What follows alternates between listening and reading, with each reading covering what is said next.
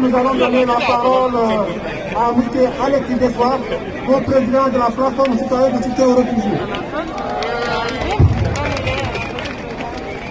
Bonjour à tous.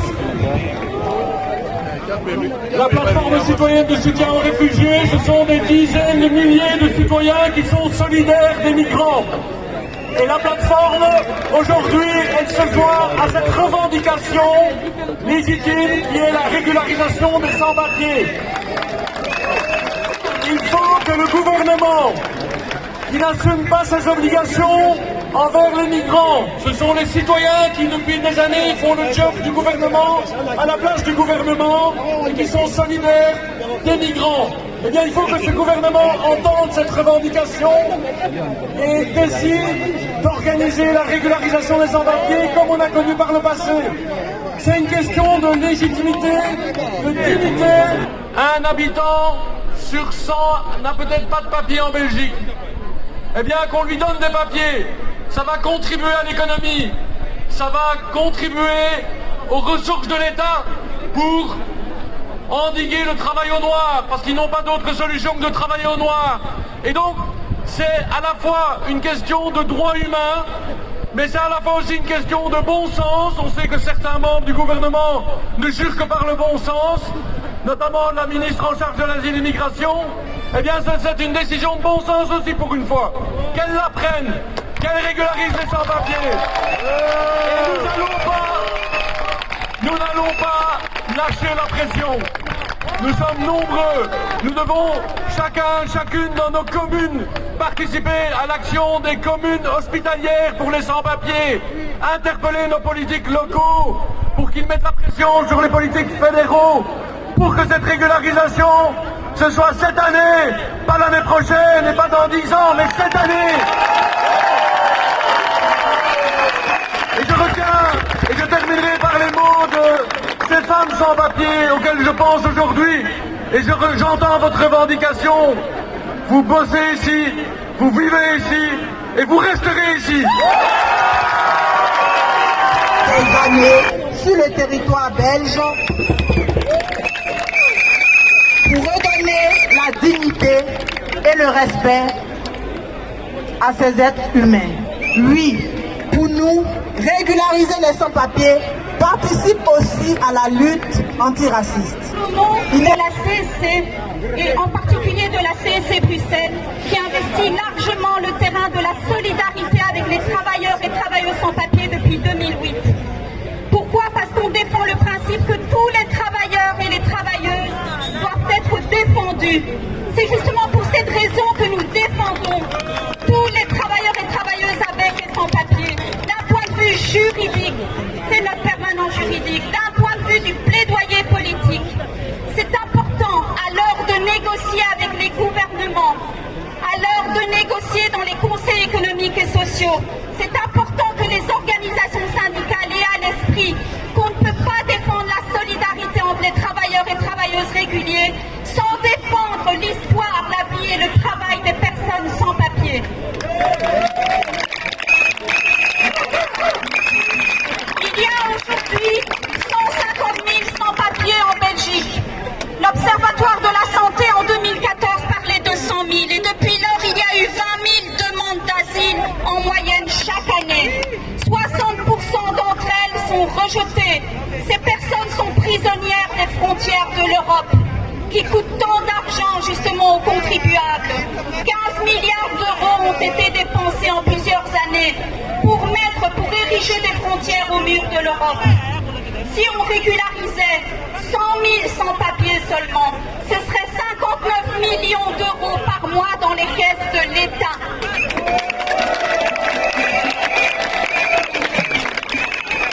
Il y a en Belgique 140 000 métiers en pénurie et 80 000 à Bruxelles. Ils sont loin d'être un danger, les sans-papiers justement. Par contre, ils sont aujourd'hui en danger parce que le gouvernement, et en particulier le gouvernement fédéral, le Conseil de sécurité n'envisage que la sécurité des nantis et des privilégiés.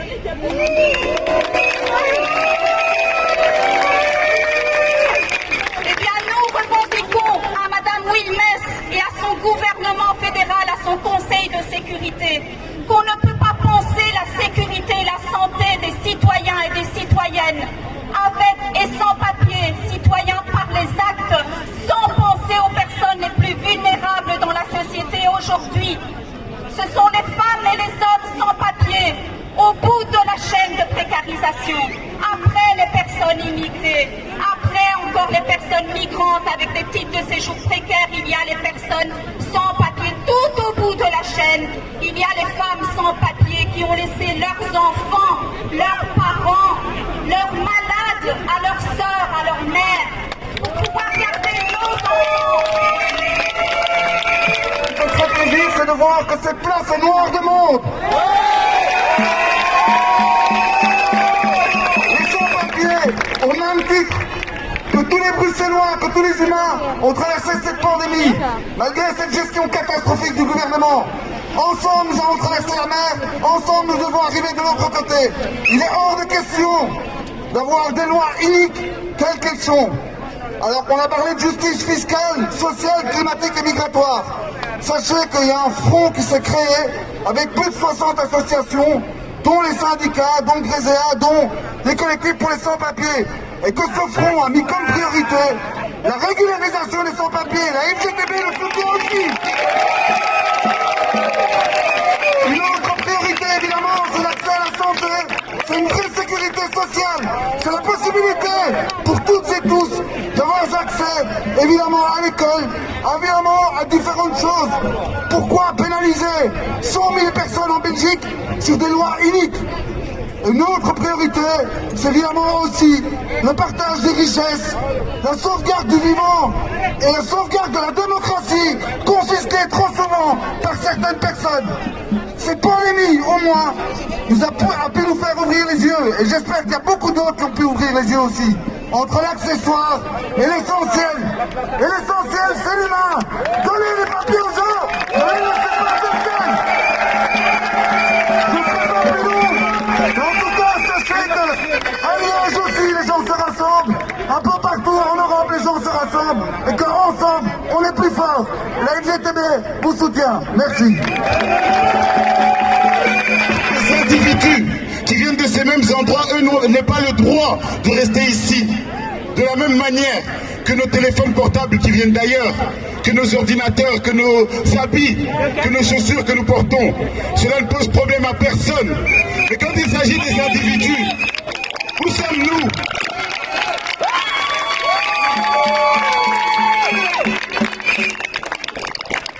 Une chose est claire, une chose est sûre et certaine, la dignité humaine, la justice exige la régularisation de tous les sans-papiers immédiatement. Et c'est pour une raison très simple. Si les ingérences dans les pays étrangers sont tolérées, si la vente d'armes est tolérée, si le soutien aux dictatures, aux oppositions douteuses est toléré, et si toutes ces ingérences mènent à l'arrivée de nombreuses personnes ici, alors la question ne doit même pas se poser. Nous devons confronter nos dirigeants. Comment se fait-il que ce soit la population qui ne décide pas de ces ingérences, qui ne décide pas de cette politique étrangère, qui a à subir et qui a à soutenir elle-même nos frères et sœurs qui viennent d'ailleurs et qui n'ont pas ce droit de mériter d'avoir ces papiers. Nous devons être unis et confronter nos dirigeants. Terminer les ingérences dans les pays étrangers.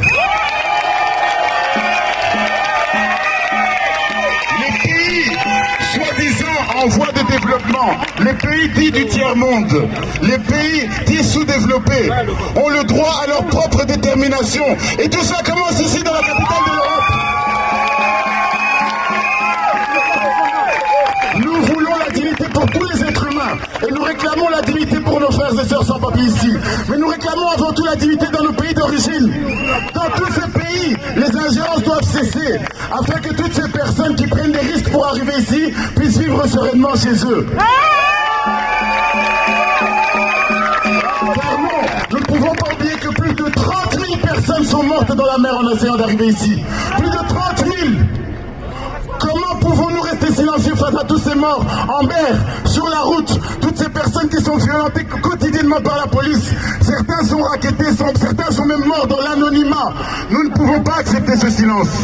La dignité humaine nous oblige de réagir. Chers et sœurs, je m'arrêterai ici et je vous invite à continuer la lutte et à inviter vos voisins, vos proches, vos familles à vous joindre à cette lutte. Plus nous serons nombreux, plus nous ferons poids.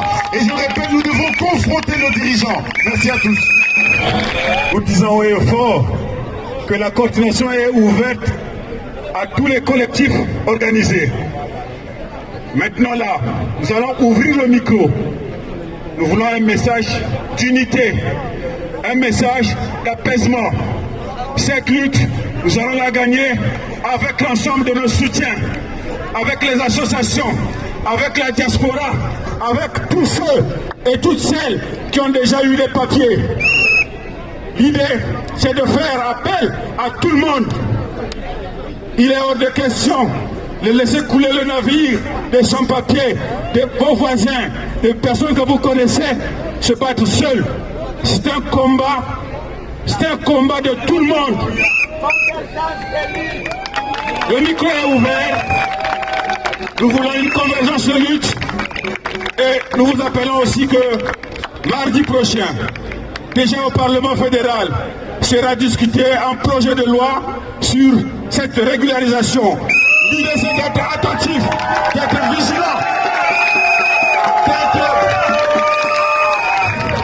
ne vous laissez pas d'envoyer des messages dans les réseaux sociaux, d'écrire aux députés que vous connaissez, de leur faire monter que maintenant, c'est maintenant que ça se joue. On doit régulariser les sans-papiers. Il n'y a pas de chichi, il n'y a pas de chicha. Le micro est ouvert aux sans-papiers qui désirent prendre la parole. Nous sommes sans-papiers. Aujourd'hui, à cette occasion, on vous déclare une naissance de la coalition des sans-papiers ici sur Bruxelles. Les 4 groupes collectifs des sans-papiers qui se mettent ensemble tout simplement pour contribuer dans la lutte du mouvement des sans-papiers pour exiger la régularisation à tous les sans-papiers et toutes les sans-papiers. Les amis, on s'est retrouvés les 4 collectifs, on s'est retrouvés dans le Covid, surtout la première semaine qu'on ne peut pas même aller faire les courses, tout simplement parce que tous les magasins, ils demandent une carte bancaire et nous les sans-papiers, on n'a pas ça parce qu'on n'a pas une régularisation, tout simplement. Pour cela, nos camarades, ils sont sortis. On était confinés pour pas condamner. Bien sûr, on était confinés pour pas condamner nos sociétés, nos citoyens. Et tout simplement, c'est le gouvernement qui condamne aujourd'hui, puisqu'il ne voit pas cette situation de 1% de la population belge qui vit ici. Et on n'était pas dans leur programme de solidarité sociale. Le Conseil national a oublié les sans-papiers. À partir du 20 février, les camarades sans-papiers sont sortis dans la rue pour exiger cette droit, pour montrer qu'on est dans une situation grave. C'est pour cela la coalition aujourd'hui vient contribuer dans cette dynamique, une dynamique bien sûr de lutte qui va répondre politiquement. Parce qu'aujourd'hui, on dit dans la coalition, on ne veut pas une régularisation provisoire. Qui a signé cette régularisation provisoire? C'est eux, c'est pas nous, c'est pas les sans-papiers. La carte blanche qui était signée pour demander une régularisation provisoire, nous les sans-papiers, on dit non. Désolé, laissez cette carte blanche dans vos bureaux. Nous on veut une régularisation à tous les sans-papiers aujourd'hui. À tous les sans-papiers aujourd'hui. En demandant à la fin, en demandant qu'en coalition, on va continuer notre lutte et bien sûr, on va augmenter la pression. Il y aura des occupations dans les jours à venir. Venez nous soutenir dans le terrain. On est là, on va pas lâcher le coup. Vive le combat des sans-papiers.